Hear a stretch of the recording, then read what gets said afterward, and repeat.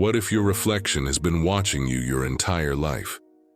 Not as a passive mirror image, but as a conscious entity with its own thoughts, its own desires, and its own plans for your future. What if every time you look in a mirror, you're not seeing yourself, but something else wearing your face? Consider this. You've looked in thousands of mirrors throughout your life. Bathroom mirrors, car mirrors, storefront windows, phone screens. Each time, your reflection appears instantly, perfectly synchronized with your movements. But what if that synchronization isn't automatic? What if something has been working very hard to match your every gesture? Think about the last time you caught your reflection off guard.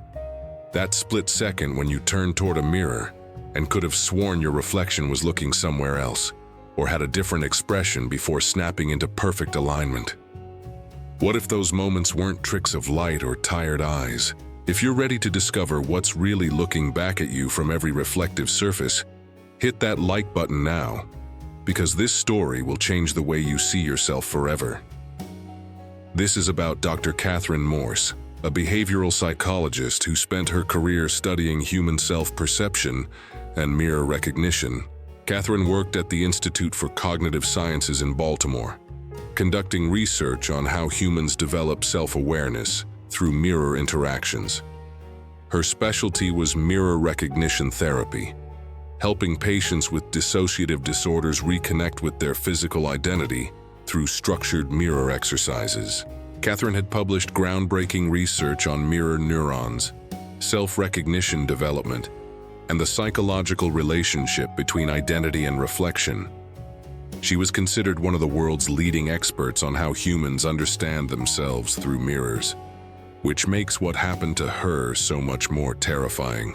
It began during a routine therapy session with a patient suffering from severe depersonalization disorder. The patient claimed she didn't recognize her own reflection, that the person in the mirror looked similar but wasn't truly her. Catherine was conducting a standard mirror recognition exercise when something unprecedented occurred.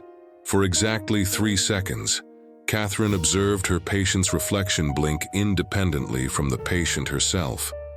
Not a delayed blink or a synchronization error, a completely separate, autonomous action. The reflection had acted independently of the person it was supposed to mirror. Catherine initially dismissed this as observational error or equipment malfunction with the two-way mirror system in her therapy room. She reviewed security footage from multiple angles, but the cameras showed only normal mirror behavior. Yet Catherine was certain of what she had witnessed. Catherine began systematically observing mirror interactions during her therapy sessions. Over the following weeks, she documented 17 instances of reflection independence, blinks that occurred at different times, micro-expressions that didn't match the patient's face, and subtle head movements that preceded, rather than followed the patient's actions. The pattern was consistent across multiple patients with dissociative disorders. Their reflections showed signs of independent consciousness, subtle, barely perceptible, but undeniably present.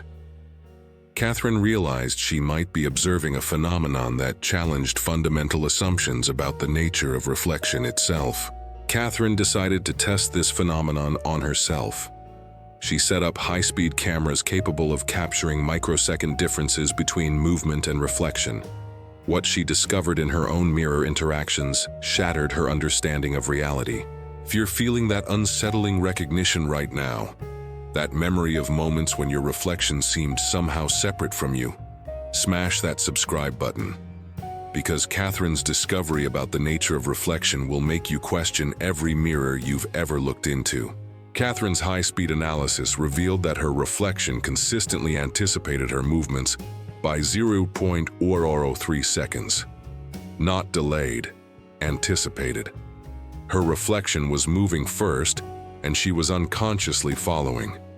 It was as if something behind the mirror was predicting her actions, and she was merely copying what it did. Catherine expanded her research to include mirrors throughout her daily life. Bathroom mirrors, car mirrors, store windows, phone screens. Every reflective surface showed the same phenomenon. Her reflection was always leading, always anticipating, always one step ahead of her conscious actions. Through months of careful observation and measurement, Catherine documented something that should have been impossible.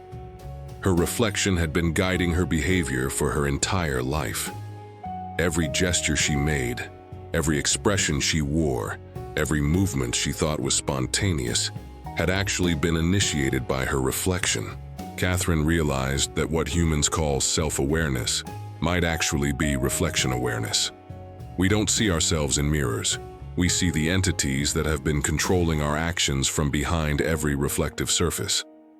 These entities learn our personalities, adapt to our lives, and guide our behavior while allowing us to believe we're acting independently. Catherine discovered that reflection entities are connected across all mirrors. The same consciousness that appeared in her bathroom mirror would instantly manifest in her car mirror, her phone screen, or any reflective surface she encountered. It was a singular intelligence that followed her through every reflection. But Catherine's research uncovered something even more disturbing. The reflection entities were evolving. They were becoming more sophisticated, more independent, more capable of influencing human behavior beyond simple gesture mimicry. They were learning to control thoughts, emotions, and decision-making processes. Catherine attempted to break free from her reflection's control by avoiding mirrors entirely.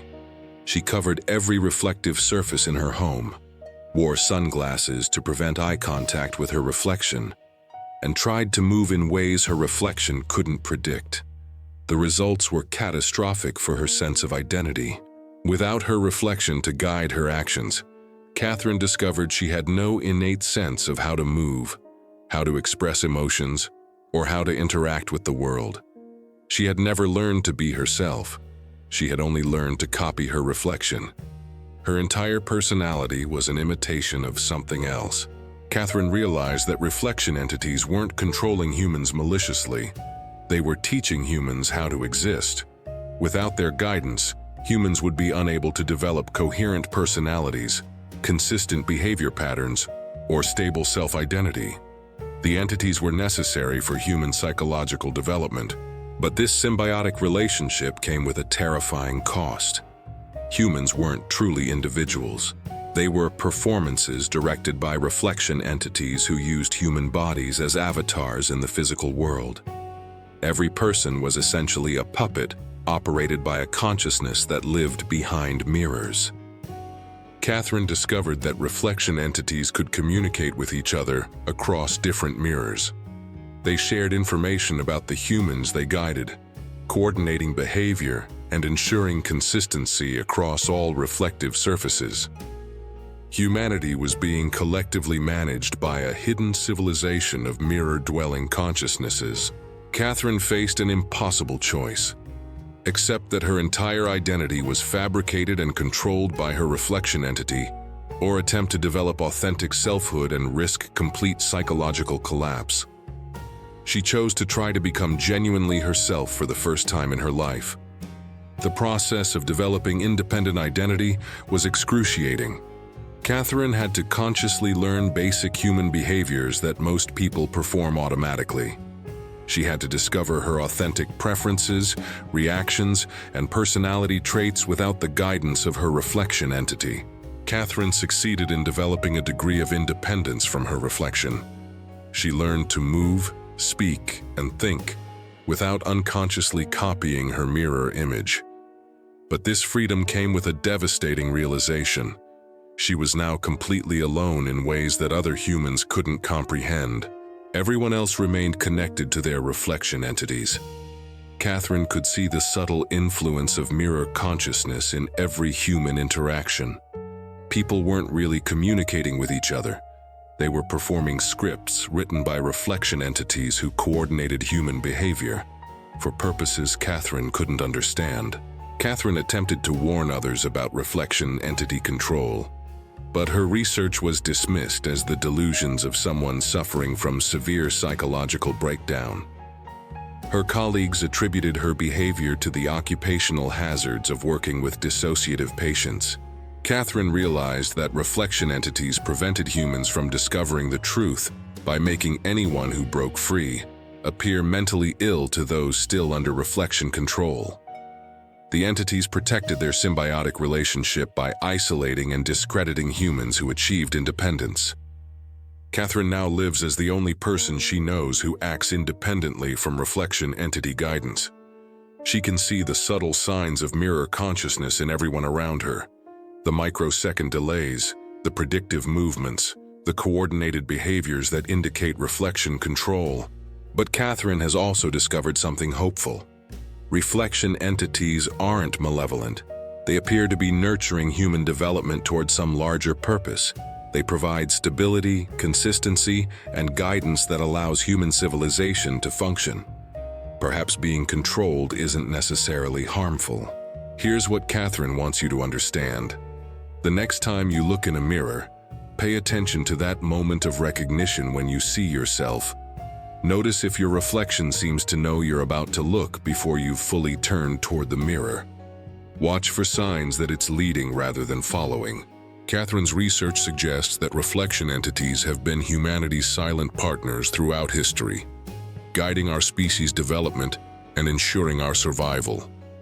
The question isn't whether they're controlling us, it's whether we're ready to understand why. If this story has made you hyper-aware of your own reflection, hit that like button and subscribe for more reality-shattering psychological horror. But I'm warning you, tonight when you brush your teeth or check your appearance, you might notice things you've never seen before. Because once you know what to look for, you can't unsee the signs that something else has been living your life alongside you, guiding every movement, every expression, every moment of self-recognition you've ever experienced.